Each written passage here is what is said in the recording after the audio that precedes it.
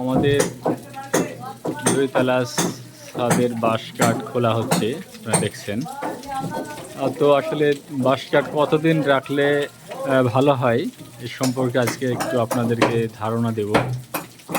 আপনারা দেখছেন সবাই বাঁশ কাঠ খুলছে, আজ এটা পুরাটাই খোলা হয়ে যাবে বলছে। তো আপনারা যারা বাড়ি দিয়েছেন বা দিবেন, তারা আমার এই ভিডিওটি অবশ্যই দেখবেন। কতদিন বাঁশ কাঠ রাখতে হয় এটা সাধারণত আমরা এটা আমাদের বাসায় আমরা রেখেছি। এটা আজকে 22 দিন হলো। তো 22 দিন হলে অনেক লং সময়, এটা সমস্যা নেই, এটা অনেক হার্ডি হয়ে গেছে, এটা রাখতে পারেন।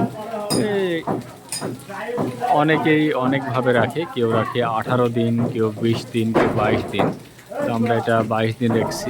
দেখছেন বাস চলছে, সবাই দেখছেন আর চলছে। যে বাস সব নিচে নিয়ে যাচ্ছে, দেখেন।